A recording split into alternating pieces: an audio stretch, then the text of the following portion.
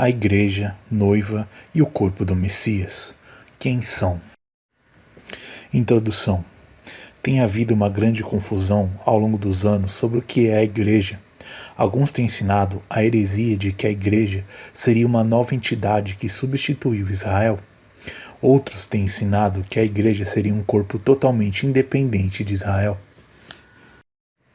E outros ainda têm ensinado que a Igreja e Israel seriam entidades diferentes, mas que se sobreporiam. Com tantas ideias erradas sobre a identidade da Igreja, chegou a hora de esclarecer a história e revelar o que ou quem a Igreja realmente é. O significado da palavra Igreja. A palavra grega que deu origem ao termo igreja é eclésia. Em todos os pontos em que as traduções convencionais trazem a palavra igreja, temos eclésia no grego. Eclésia é apenas a palavra grega para o que no português é chamado de assembleia. Apesar da raiz da palavra significar chamar para fora, não há nenhum significado teológico especial nesta palavra. Na realidade, esta mesma palavra grega, significa assembleia, era usada por autores gregos pagãos clássicos.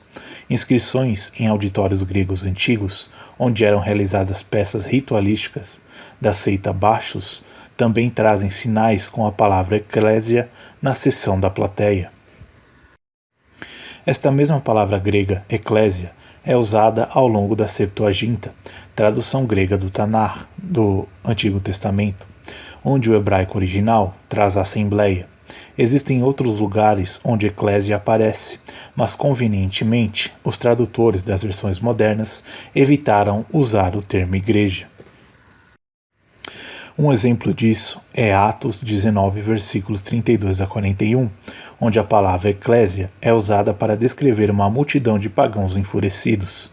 Curiosamente, os tradutores preferiram usar o termo assembleia aqui, embora a palavra seja a mesma, tanto no grego quanto no aramaico. Portanto, não existe uma igreja na concepção moderna da palavra descrita na Brit Hadashah, no Novo Testamento, porque a palavra que é traduzida como igreja significa apenas assembleia. Traduções tendenciosas.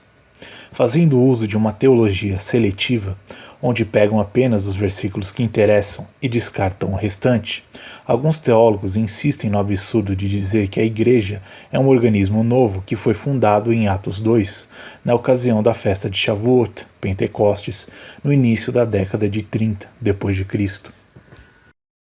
Contudo, se examinarmos com cuidado a passagem em Atos 2, vemos que naquele evento pessoas foram sendo acrescentadas à igreja, Atos 2:47, o que significa que a igreja já existia naquela época. E se formos um pouco mais adiante, em Atos 7:38, vemos que o versículo fala que Moshe estava na eclésia do deserto. Se as nossas Bíblias convencionais não fossem antissemitas e fossem 100% corretas em sua tradução, teriam que dizer que Moshe estava na igreja do deserto, pois a palavra é a mesma, eclésia. Mas não, neste caso eles preferiram usar congregação, para dar uma falsa ideia de que a igreja não foi estabelecida no Tanar, Primeiro Testamento. Por quê? Porque se a igreja foi estabelecida no Tanar, ou seja, muito antes do que eles defendem, então certamente não pode ser uma entidade nova. A Assembleia, que é o corpo do Messias. É verdade que a Brit Hadashah refere-se a uma assembleia especial. É esta assembleia que normalmente é chamada de igreja. Vamos examinar as Escrituras para determinar a verdadeira identidade desta assembleia. Para começar, é preciso entender que esta assembleia é também conhecida como o corpo do Messias, como podemos ler abaixo. Também ele, isto é, o Messias, é a cabeça do corpo da assembleia, é o princípio, o primogênito dentre os mortos, para que em tudo tenha a preeminência, Colossenses 1,18.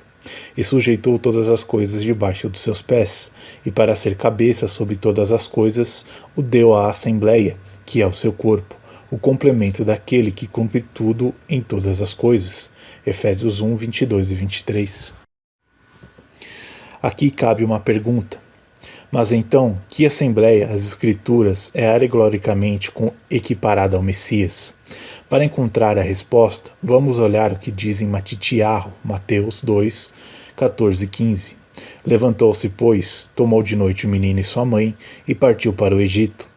Lá ficou até a morte de Herodes, para que se cumprisse o que fora dito da parte de Yahua pelo profeta.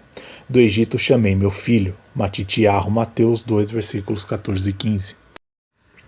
Aqui temos Mateus citando uma profecia de Oséias 11:1 e aplicando-a ao Messias. Vamos então voltar para o contexto dessa profecia em Oséias 11:1. Quando Israel era menino, eu o amei, e do Egito chamei o meu filho. Aqui, Oséias se refere a Israel como sendo o filho que é chamado do Egito. Isso nos aponta para uma passagem na Torá. Depois diga ao faraó que assim diz Yahua: Israel é o meu primogênito, e eu já lhe disse que o meu filho ir para prestar-me culto. Mas você não quis deixá-lo ir, por isso matarei o seu primogênito. Shemot, Êxodo 4, 22 a 23. Destas duas passagens, aprendemos que Israel é o primogênito de Elohim, que é chamado do Egito. Contudo, em Matitiarro é Yahusha, o Messias, que é chamado a sair do Egito. E em Colossenses 1,18 é o Messias que é o primogênito. Além disso, Hebreus 12, 23 fala da Assembleia do Primogênito. Portanto, vimos que Israel é alegoricamente equiparado ao Messias. Existem algumas razões muito importantes para esta relação alegórica. Ambos são o primogênito de Elohim. Ambos causaram um grande impacto no mundo. Ambos nasceram de forma milagrosa do ventre de suas mães. Ambos foram levados ao Egito para salvar suas vidas. Ambos foram chamados do Egito. Ambos foram desprezados e rejeitados pelos homens. Ambos foram alvo de tentativa de destruição por parte de Roma. Ambos ressuscitaram. Portanto, podemos com segurança concluir que Israel é alegoricamente o corpo do Messias. E mais, no Tanar, no Antigo Testamento, Israel é frequentemente chamado de Assembleia de Israel. No grego, temos a mesma palavra, Eclésia de Israel. Portanto, na realidade, não existe uma assembleia de seguidores de Yahushua que formam uma entidade chamada Igreja.